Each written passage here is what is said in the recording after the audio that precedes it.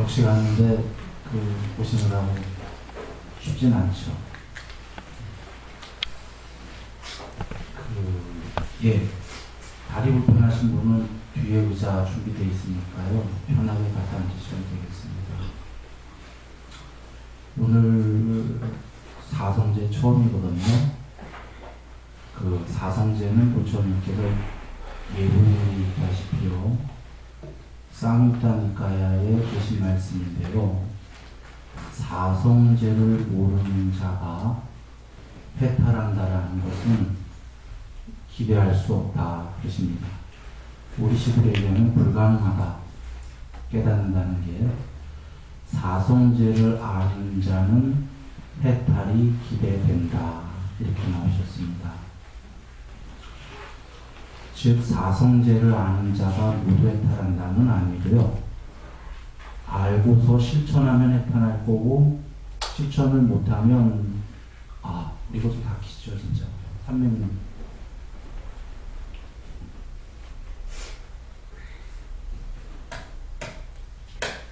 네, 감사합니다. 사성제를 알면은 이제 해탈할 길이 생겼다라는 거예요. 이유는요,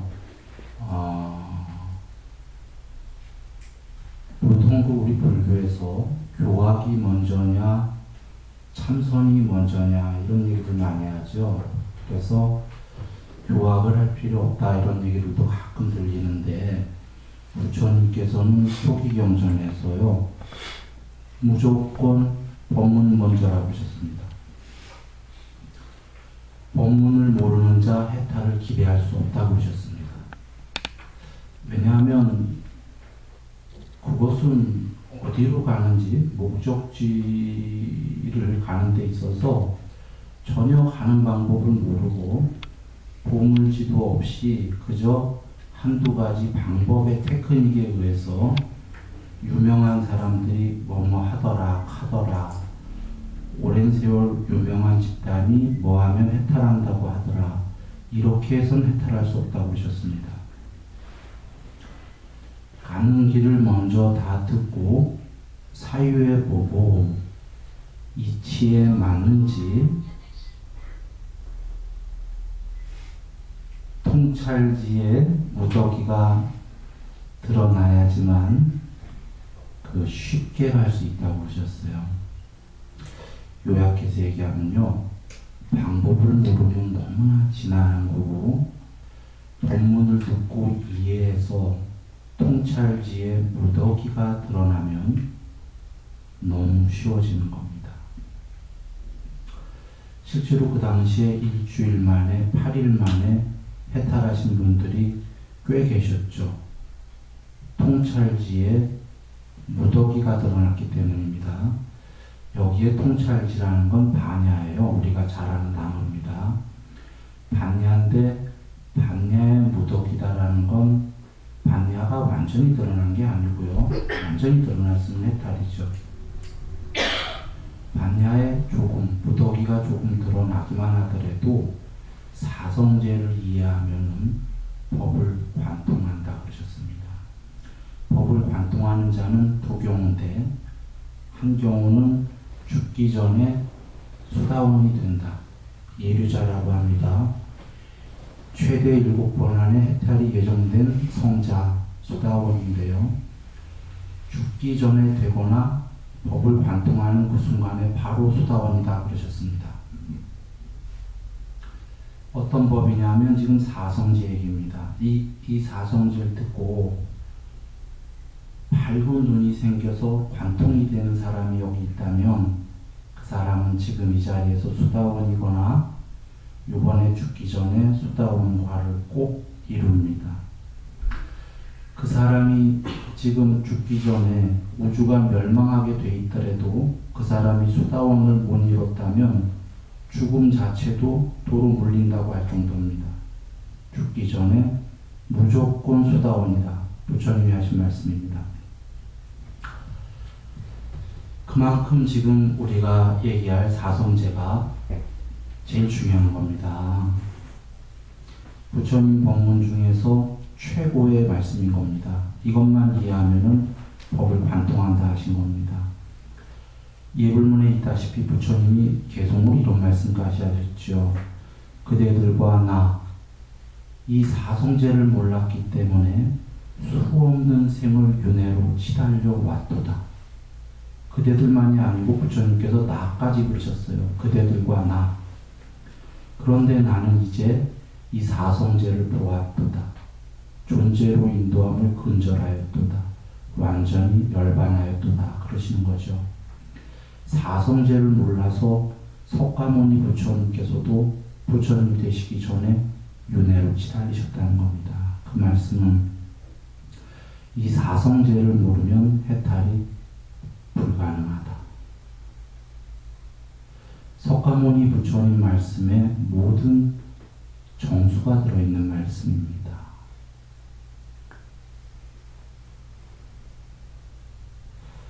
예, 이제 사성제에 대한 잠깐 언급을 드렸고요. 사성제에 들어가기 전에 열의 십호지요, 우리가 알고 있는 거룩하신 부처님의 열의 십호를 너무나 거룩한 사성제를 들어가는 거기 때문에요. 그 전에 거룩하신 석가모니 부처님의 열의 십호를 잠시 보도록 하겠습니다.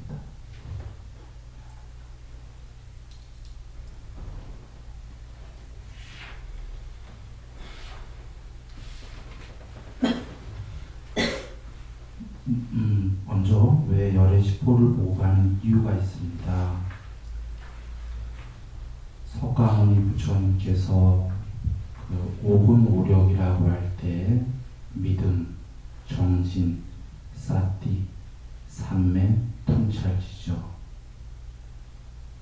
믿음을 조건으로만 그 다음 공부가 된다, 이런 말씀인 겁니다. 그런데 우리가 너나 없이 부처님을 믿는다고 하죠. 그런데 그게 어떤 분은 5% 믿는 분 계시고 어떤 분은 10% 믿는 분 계시고 이렇습니다. 정말로 우리가 부처님을, 석가모니 거룩하신 부처님을 믿냐라는 거는 스스로 물어봐도 의문스럽지 않으세요? 몇 프로 믿는지. 만약에 여러분이 진정으로 석가모니 부처님을 믿는 거라면 환희가 있어야 됩니다. 늘 부처님께서 믿음을 조건으로 환희가 있다 그러셨습니다. 환희를 조건으로 희열이 있다. 희열을 조건으로 온 마음과 온 몸으로 행복함이 있고, 그것을 조건으로 네 번째 삼매가 있다. 삼매를 조건으로 만야가 드러난다, 이러신 겁니다. 그런데 우리가 이렇게 대다수 물어보면 환희가 평소에 없다. 그러면 사실 우리의 믿음은 작다, 이렇게 봐야 되는 겁니다.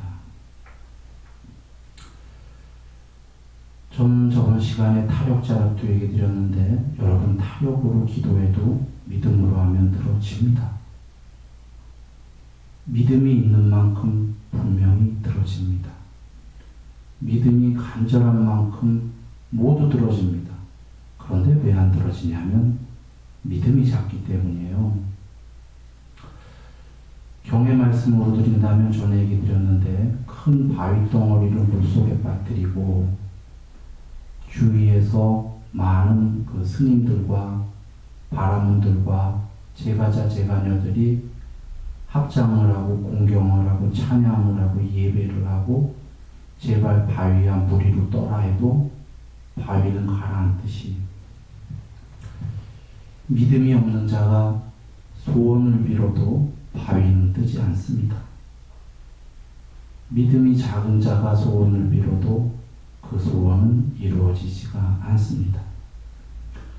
그러나 항아리에 그 참기름과 버터를 가득 채워서 물속의 잠수에 들어가서 물바닥에서 깨트리고는 주위에서 참기름과 버터야 제발 뜨지 마라, 제발 뜨지 마라 해도 그것은 불가능합니다.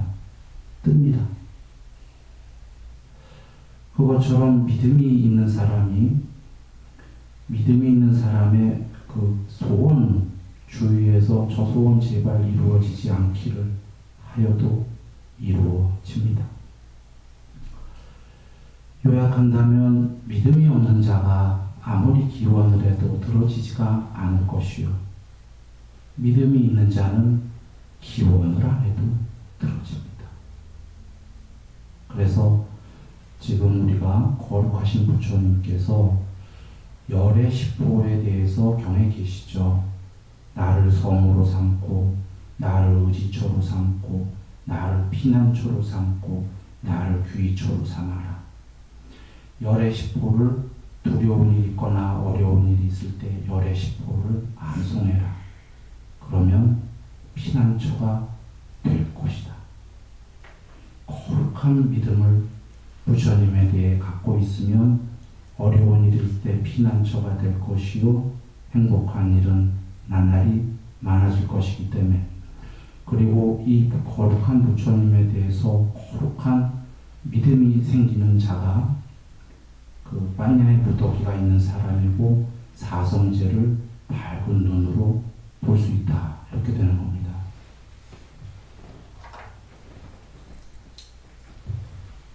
열의 십호의 첫 번째는요, 아라한이죠. 아라한이 응공입니다. 응당, 공양받아 마땅하신 분 누구에게죠? 우리에게요. 우리가 맞습니다. 우리가 누굴까요?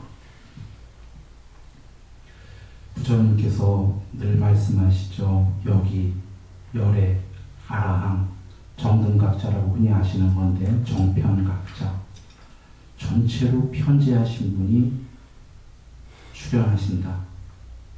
그분은 신과 마라와 범천을 포함한 세상에서 스님들과 사문입니다. 사문과 바라문과 신과 인간들의 모든 무리에서 응당 공양받아 마땅한 분이다.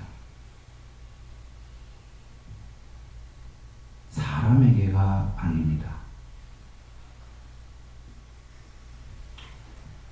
제일 높은 천상세계의 모든 신들을 포함해서 악의 무리들인 마라빠비만을 포함해서 범천 신들의 왕을 포함해서 그 포함한 모든 세상에서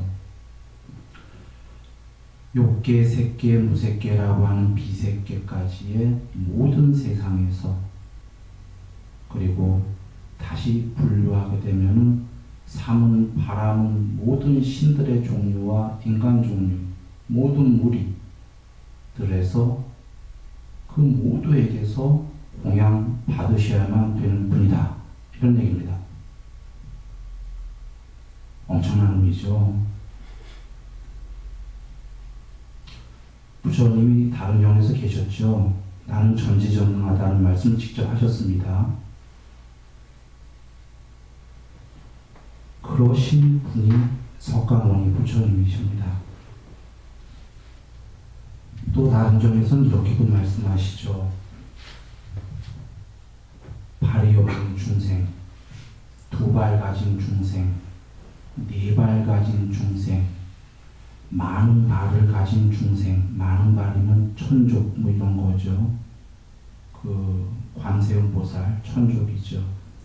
그 다음에 형상이 그 루파, 아랍비누, 그 물질이 있는 중생, 비물질인 중생, 인식이 있는 중생, 인식이 아닌 중생, 인식이 있는 것도 아니요, 인식이 없는 것도 아닌 비상비비상처, 해탈 전에 그 무색계라고 하는 비색계들까지 모두 포함해서 열의 아라한 정평각자가 궁극이다. 으뜸이다 그러셨죠. 그런 말씀처럼 모든 존재로부터 신들을 포함해서 전부 다 부처님께 공양 올려야 된다. 이런 말씀입니다.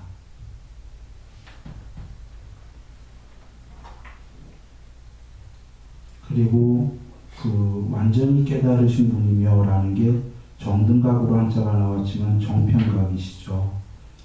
전체로 편재하셨는데 무엇이 각성이, 실견실지 다 보고 다 하시는 전지전능한 각성이 전 세계로 다 이면에 편지해 계시다 라는 겁니다.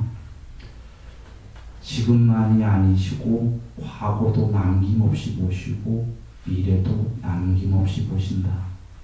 완전히 전체로 편지하신 분입니다.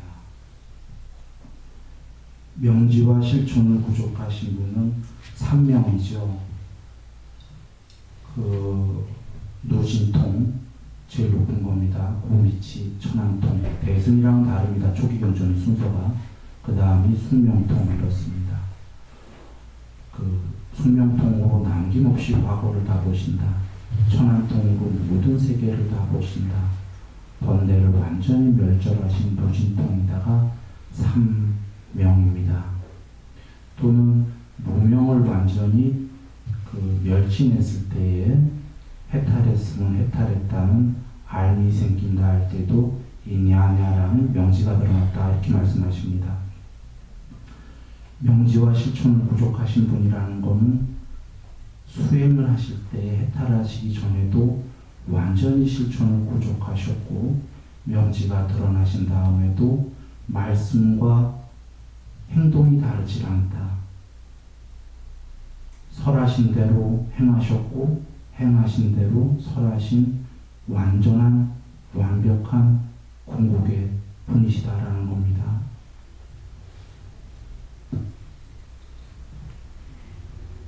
피안으로 잘 가신 분이시며 궁극으로 해탈하셨다라는 거고요. 전체 세상을 잘 알고 계신 분이시며 욕계, 색계, 무색계 모두 다 보고 계신 분이시며 가장 높은 분이시며 좀 전에 말씀드렸다시피 욕계, 색계, 무색계 신과 마라와 본천을 포함한 모든 세상에서 사문과 바라문과 신과 인간의 모든 무리들 중에서 가장 높으신 분이다라는 겁니다.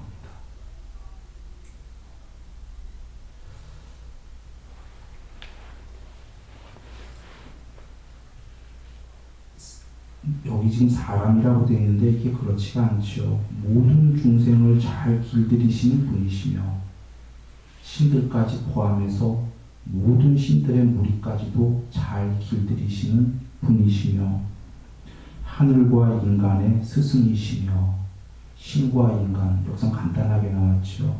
신과 마라와 본천, 사문 바람은 신, 인간 할 것 없이 모든 존재들의 스승이시다. 아버지다 그런 얘기십니다. 아버지시며 깨달은 분이시며 모든 전체 세상에서 제일 존귀하신 세존이시다. 입니다.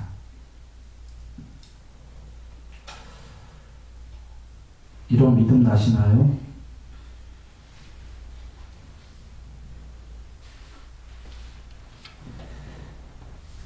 여기 우리 오늘 자재 목사가 경을 신청을 했대요. 위대한 비쿠니, 위대한 비쿠하고 두 권을 했는데 그 당시에 해탈하신 분들입니다. 해탈하신 분들이 개성을 한 건데 이것도 그때 아마 결집이 됐다라고 알고 있다네요. 정확한 건 모르겠는데 부처님 열반하시자마자 7개월 안에 결집이 된 모양이에요. 그렇다면 아주 근거가 훌륭한데 여기에 한번 보기를 권합니다. 여기 비쿠니 스님들이 양면 해탈하신 분도 나오고 이러는데 놀랍군요. 제가 이거 아까 보다가 참 감동을 했습니다. 환희를 했죠. 개송하는데 전생을 신통이 생긴 비쿠니 스님들이 많은데 전생을 다 본 거예요. 어디까지? 91겁의 윗바시 부처님이 아니라 10만 겁 전에 우주가 10만 개 생기고 멸하기 전에 디판가 부처님부터 해갖고 싹 기억을 하는 거예요. 석가모니 부처님께서 그때 디판가 부처님의 수기를 받으셨던 것까지도 기억하면서 여기에 지금 한두 분이 아니에요. 지금 전생을 본 분들이 그렇게까지 못 보는 분들은 뭐 윗바시 부처님 때부터 보는 분들이 계시고, 그래서 개성으로 아예 얘기를 해요. 저는 숙명통을 얻어서 전생을 여기까지 볼 수 있습니다. 그리고 그 누구십니까? 그 이모님, 석가모니 부처님 이모님 돌아가시기 전에, 열반하시기 전에 부처님께 허락나 들어오시네요. 여기 보니까 허락나 들어오셔갖고 그동안 부처님이 신통 같은 거 보이지 마라, 그런 거로 사람을 하면 안 된다 그러셨는데, 열반하기 전에 신통을 허락하십니다. 보여라 그러시고요. 여기 어리석은 중생들을 위해서. 그랬더니 몸으로 자유자재하고 저 무색계까지 천상세계 단번에 가버리시고 모든 신통을 다 보여주시네요. 그 자리에서. 그래갖고 사람들이 거기서 놀라는 사람들이 나오고, 앉은 채로 하늘 날아다니는 건 기본이죠. 지금 이것은 본인들이 보려고 한 겁니다. 개선을 간단하게 해탈하고 나서. 그런 분들의 스승님이 석가모니 부처님이셔요.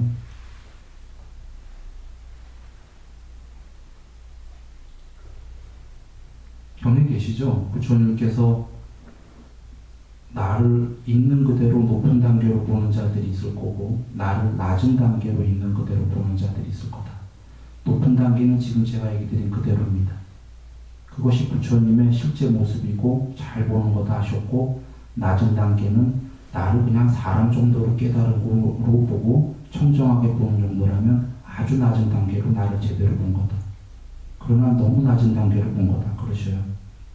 지금 2600년이 지날수록 사람들은, 불자들은 자꾸 낮은 단계로 생각하고 있는 거죠.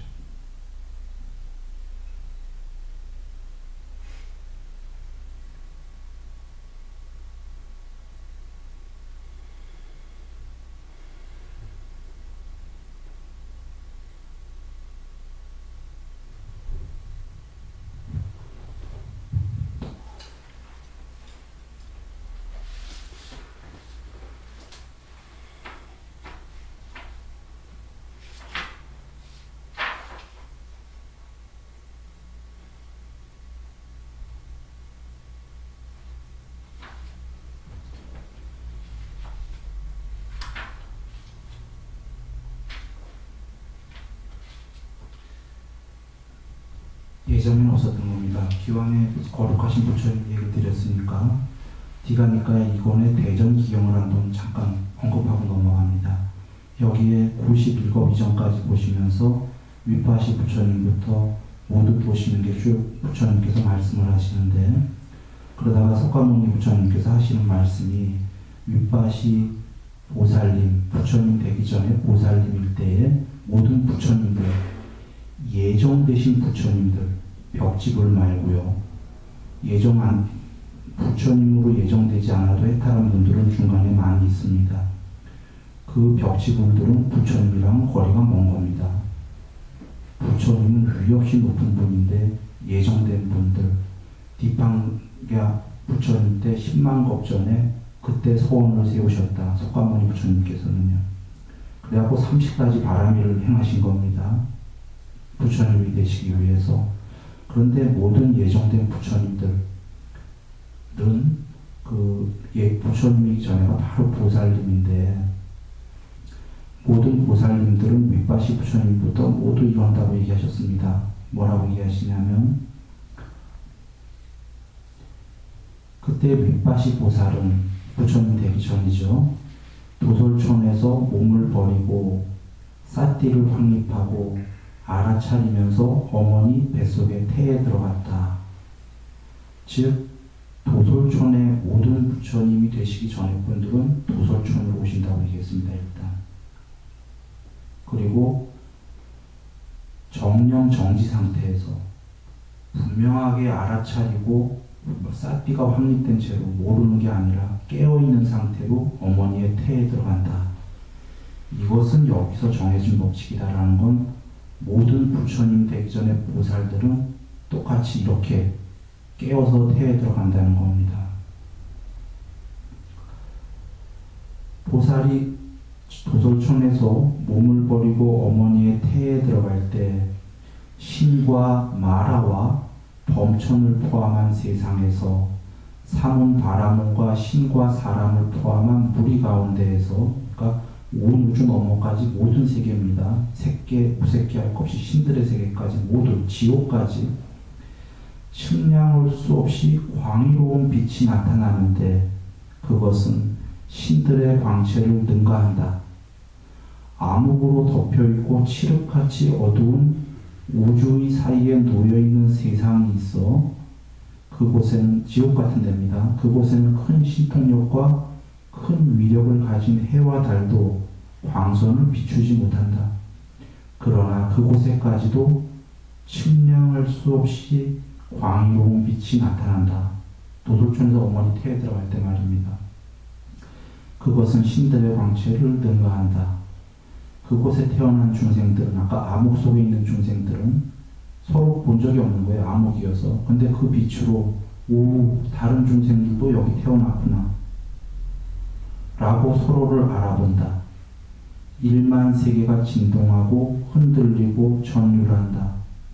측량할 수 없이 광의로운 빛이 세상에 나타나는데 그것은 신들의 광채를 능가한다. 이것이 여기서 정해진 법칙이다. 부처님 오시기 전에 보살님이 부처님 되신 법칙이다라는 겁니다. 모든 예정된 부처님들의.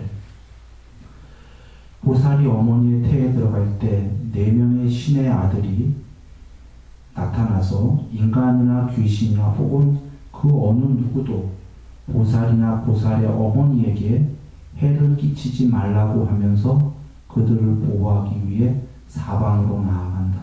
이것이 여기서 정해진 법칙이다.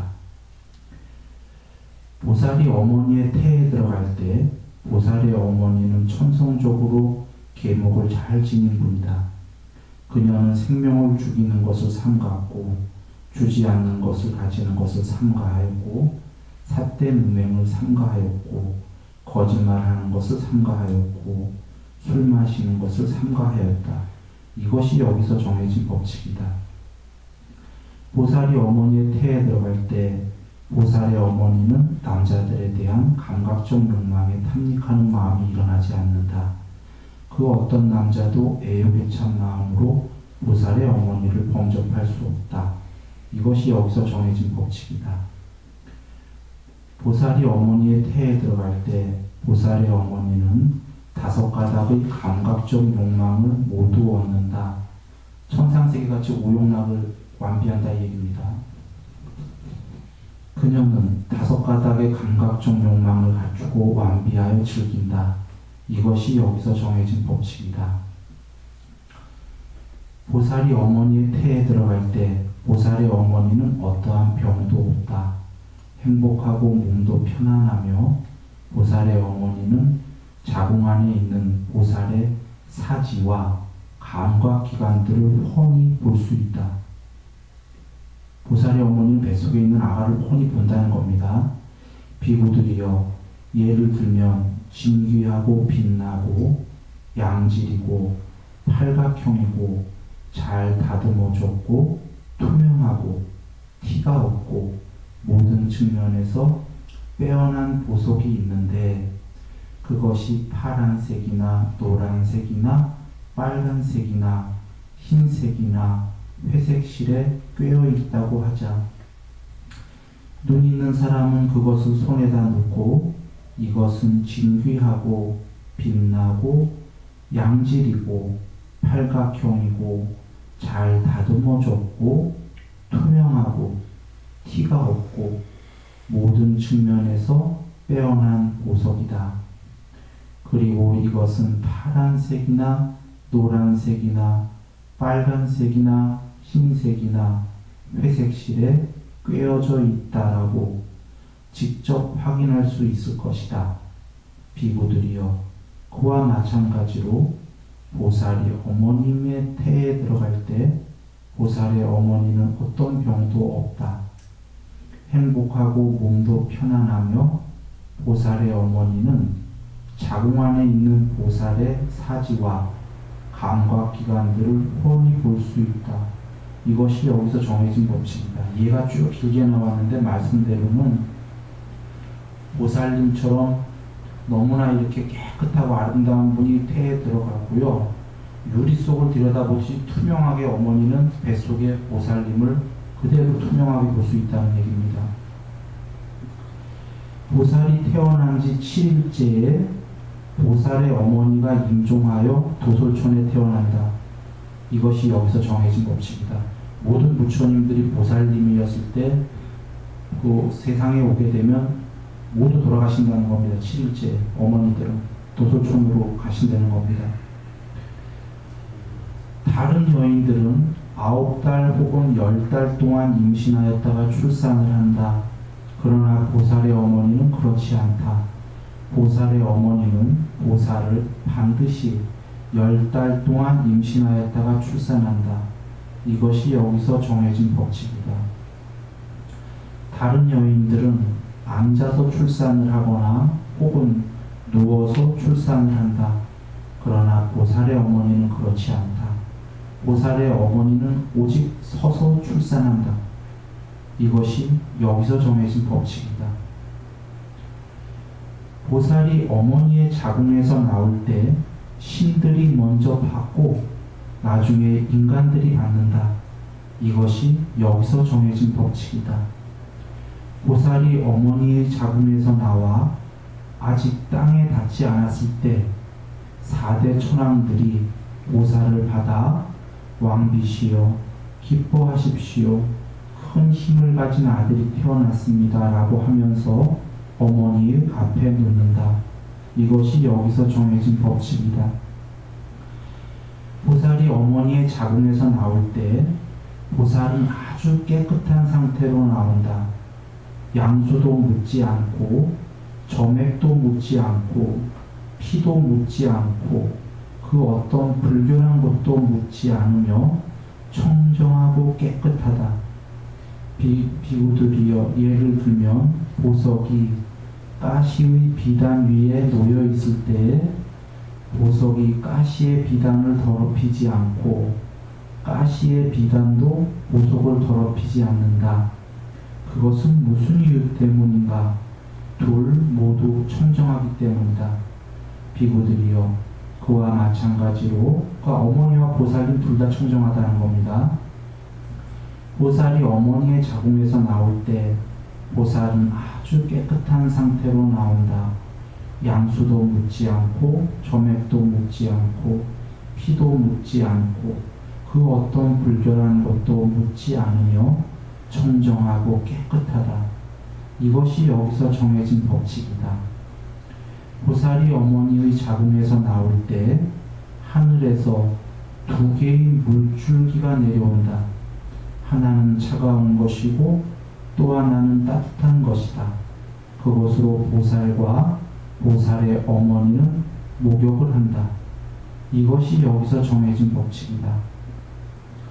보살은 태어나면 2발로 가지런히 땅에 서서 북쪽을 향해 7발자국을 걸어간다. 하얀 일산이 펴질 때 모든 방향을 굽어 살펴보고 나는 세상에서 최상이요, 나는 세상에서 제일 어른이요, 나는 세상에서 으뜸이다. 이것이 마지막 생이다. 더 이상 다시 태어남은 없다. 라고 대장부다운 말을 한다. 이것이 여기서 정해진 법칙이다.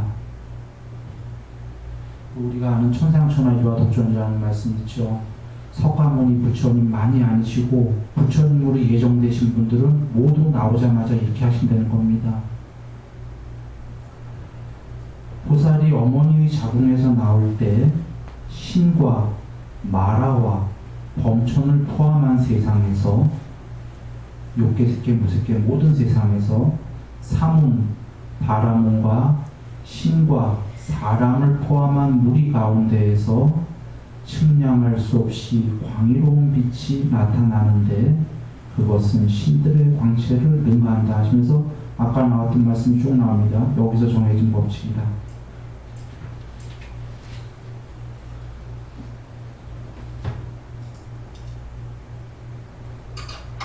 이것이 석가모니 부처님께서 직접 하신 말씀입니다. 그런데 이 말씀만 들으면 여러분 신화 같다 이러실 수가 있어요. 지금 그렇게 듣는 분도 많이 계실 겁니다. 여기 지금 바로 제자님들이에요. 부처님 돌아가시자마자 7개월 안에 결집된 겁니다. 해탈한 제자님들. 이 해탈한 제자님들 경우를 한번 쭉 보셔요. 이분들 중에 신통이 서로 다르지만 너나 없이 똑같은 말씀을 하십니다. 자기 눈으로 자기의 신통으로 낱낱이 얘기합니다. 부처님께 배운 제자들입니다.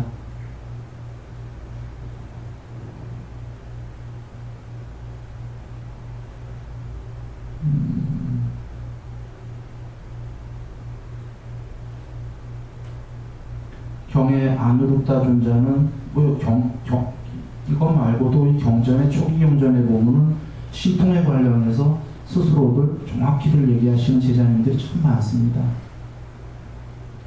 그냥 그 마음으로 이루어진 몸으로만 저 높은 천상세계 가시는 게 아니라 그냥 이 4대로 이루어진 몸뚱아리로 가십니다. 몸뚱아리로. 경에 그냥 그대로 계셔요. 아난존자님 부처님께 부처님은 마음으로 이루어진 몸으로도 가시지만 직접 그 몸 그 자체로 가시는 것도 저는 보았습니다. 어떻게 해서 그렇게 몸으로도 가십니까? 이런 질문을 하거든요. 몸뚱아리로 가셨다는 거죠. 자, 그래서 거룩하신 부처님에 대한 말씀을 좀 드렸습니다. 이제 고진멸도 한번 들어가 봅니다. 거룩하신 부처님 말씀을 좀 길게 드린 이유가 지금 그 거룩하신 부처님께서 바로 지금 우리가 공부할 이 사성제가 얼마나 중요한지 얘기하셨기 때문이에요. 얼마나 거룩한지. 이것을 알아야지만 해탈할 수 있다. 이걸 모르면 공부 없다 그러셨어요. 없는 정도가 아니라 삿되게 간다. 팔중도 잘 아실 건데 바른 견해, 바른 사유 쭉 나가죠. 견해가 바르면 바른 견해로부터 줄줄이 바른 사유로 바른 말로 다 바르게 간다고 그러셨어요. 견해가 삿되면 삿된 사유, 삿된 말, 줄줄이 삿된 거로 간다고 그러셨어요. 바른 견해가 바로 뭐냐면 고진멸도에 대한 바로 아는 게 바른 견해라고 단적으로 얘기하셨습니다. 팔정도의 맨 위가 바른 견해요. 바른 견해는 사성제를 아는 거다. 자, 이제 서론이 길었습니다. 한번 출발해 보겠습니다. 사성제는 칠판에서 보시다시피 4가지 성스러운 진리입니다. 이것이 괴로움이다. 이것이 괴로움의 일어납니다. 이것이 괴로움의 소멸이다. 이것이 괴로움의 소멸로 인도하는 도닦음이다. 내지는 그냥 간단하게 괴로움의 소멸로 인도하는 도이다. 길이다. 입니다. 그래서 먼저 이것이 괴로움이다를 한번 보죠. 부처님께서 태어나고 늙고 병들고 죽는 것이 고다 그러셨습니다. 일단 지금 그 늙고 병들고 죽는 것은 괴로움이다라고 우리 인정이 되나요?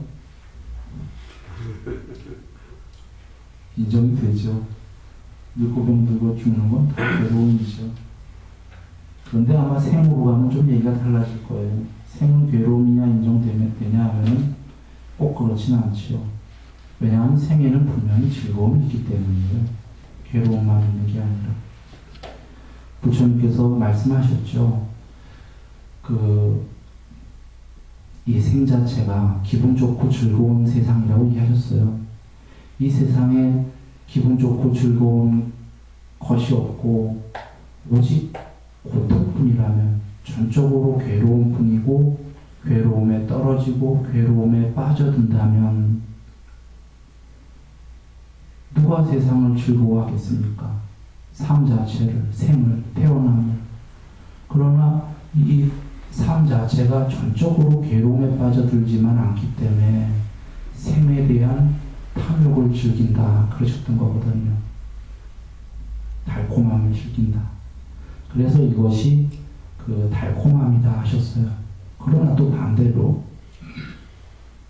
이 생 자체가 전적으로 즐겁기만 한 거라면, 즐거움에 떨어지고 즐거움에 빠져들고 괴로움은 없다면 이 생을 영모 싫어하지 않을 거란 말이에요. 그러나 우리들은 이 생을 또 연모하기도 하지요. 싫어합니다. 왜냐하면 생은 전적으로 즐겁기만 하지는 않기 때문이다. 즉, 이 생 자체에는 즐거움도 있고 괴로움도 있는 겁니다. 뭐 굳이 얘기한다면 즐거움 반, 괴로움 반 이렇게 얘기할까요? 그래서 생이 괴로움입니까? 하면은 이것은 다들은 인정을 못할 거예요. 왜냐하면 생에는 지금 얘기한 것처럼 달콤한 측면이 많이 있고 또 괴로운 측면이 있기 때문입니다. 여기서 부처님께서 세 가지 괴로움의 성질을 얘기하시는데요. 하나는 고고성, 뭐 한자로 이렇게 되는 건데 괴로울 고자인데요. 그냥 한글 뜻으로 얘기하죠. 괴로움은 그 자체가 괴로움이다. 일단 우리가 육체적 괴로움 살아가다가 생에서 육체적 괴로움, 정신적 괴로움이 오면 괴로움은 그 즉시로 괴로우시죠. 괴로움 오는데 즐거운 분 계십니까? 육체적으로 괴롭고 정신적으로 괴로운데 근심, 탄식, 육체적 고통, 정신적 고통, 절망까지 오잖아요. 괴로움이 올 때는 무조건 괴롭죠.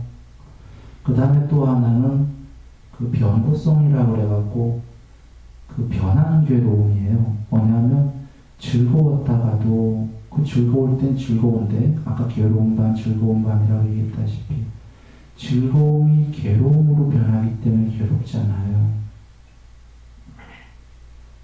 무상하다 이런 거예요. 항상하지 않다. 변하는 것은 모두 괴로움이다. 그게 즐거움으로 늘 유지가 돼야 되는데 변할 수밖에 없다는 겁니다. 100% 즐거움을 유지할 수 있는 건 불가능하다. 즐거움은 곧 괴로움으로 변한다. 변하기 때문에 괴롭다. 이게 두 번째입니다. 또 한 가지는 뭐죠? 행고성, 샹카라인데요. 형성된 것들은 모두 괴로움이다예요. 형성되어지고 조건지어지고 만들어지고 생겨난 것은 괴로움 맞나요? 경전 말씀드리겠습니다. 모든 형성되어지고 조건지어지고 만들어지고 생겨난 것들은 형성되어지지 않고 조건지어지지 않고 만들어지지 않고 생겨나지 않은 것이 있기 때문에 형성되어진 것의 소멸이 알려질 수 있고 조건지어진 것의 소멸이 알려질 수 있고 만들어지고 생겨난 것들의 소멸이 알려질 수 있다. 금강경 하신 분들은 이해가 쉬울 거예요. 금강경의 말씀으로 하면 이렇게 되는 거죠. 모든 형성되어지고 조건지어지고 만들어지고 생겨나진 것들은 형성되지 않고 조건지어지지 않고 만들어지지 않고 생겨나지 않은 것이 있기 때문에 비로소 이 현상에서 이렇게 형성되어지고 조건지어지고 만들어지고 생겨나진 것들이 있다. 다른 말로 하면 모든 변하는 것들은 그 이면에 불변의 그 무엇이 있기 때문에 비로소 현상에서 변하는 것들이 존재한다.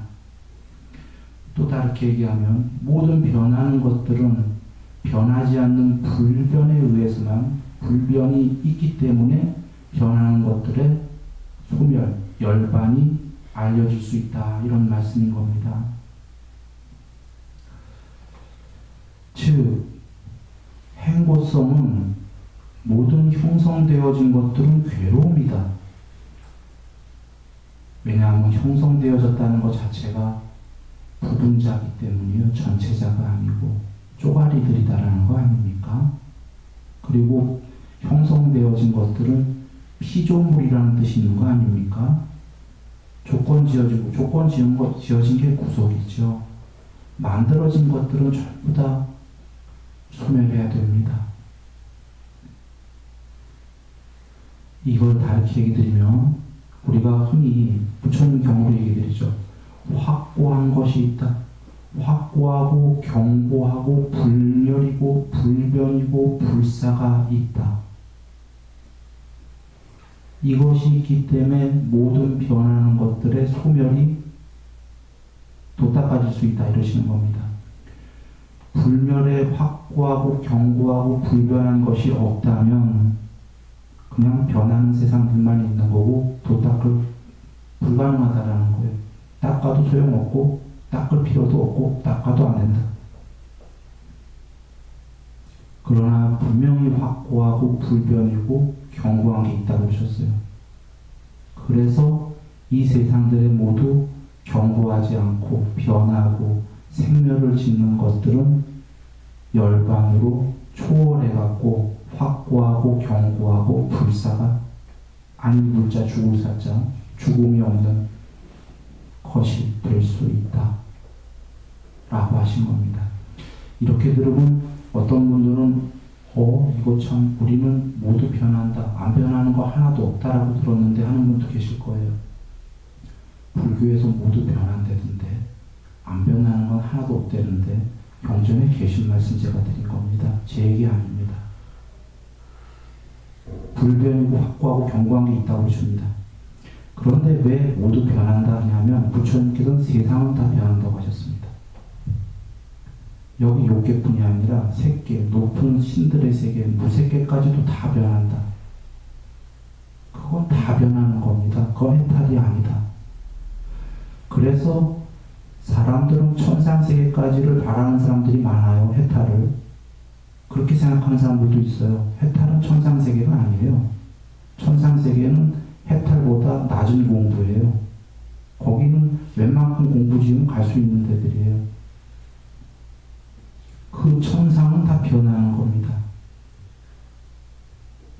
그래서 우리가 아는 모든 세상은 다 변하는 거예요. 우리가 아는 모든 세상에서는 확고한 거 없습니다. 그렇다고 지금 그런 확고가 없냐 이 얘기가 아니라 이 세상은 모두 초월한 열반이 있다는 거예요. 그건 또 다른 세계가 아니에요. 또 다른 세계라면